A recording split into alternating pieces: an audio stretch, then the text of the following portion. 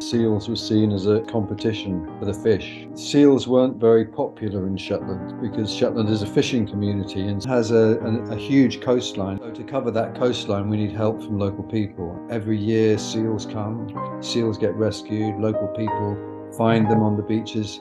A lot of people in Shetland do really care for the seals. When somebody finds either a seal or an otter that needs help, they'll get in touch with us, and then either we will go out or we'll give them instructions as to how to capture the seal or the otter and then bring it to us and we'll look after it. And they bring us the seals now, so that's what's kept us going. Jan started the sanctuary in 1987. It's been very organic, the way it's grown. People saw the seals and immediately started giving us money. When a seal comes in, we basically bring it into a unit where we have heating, we monitor them. The first thing we do is rehydrate them. We have to tube them for 3 to 4 weeks, and when they're able to take whole fish on their own, then we put them outside in a big pool and they swim around, and then we're just throwing fish into the pool. They get lots of exercise in the pool. We just give them a pool to swim around in. Because these are wild animals and because they're going back to the wild, we don't want to have too much human contact with them. We don't play with them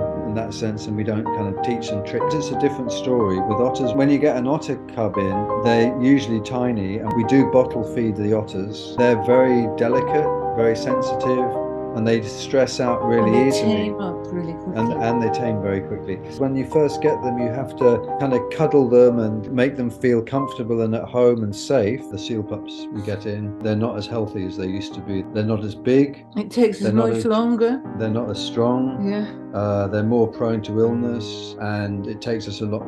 We have to work a lot harder. We are very worried about them. To keep them alive. We're noticing an unusual thing is what we would call kind of learning difficulties. Seals are taking longer to learn how to eat independently. Our concern now is that numbers are declining. The state of wildlife is not that great, and we're noticing difficulties with the health of the seals that we get. The environment is not good. The impact of humans on the environment is clearly behind it. One of the big problems that we have in Shetland, but it's a big problem all over the world, is plastic pollution. And we're seeing more and more of it these days. And you get fishing nets, seal will swim into it when they're young quite often, and then they'll grow. And of course they can't get the netting off their neck, and then it cuts into them. We have schools now raising money to help our sanctuary and giving money to help get the seals better, helping us do it. Everything has changed now. The attitudes towards wildlife has changed a huge amount, and attitudes towards seals. It's like it's wakened up people, because seals are dropping in number very quickly. They are looking after them, and their children are their greatest teachers. So our marine environment is really under threat and needs a lot of help. And every individual can help in some small ways by not chucking stuff away without thinking about it. And if they find anything that has been thrown away, to pick it up.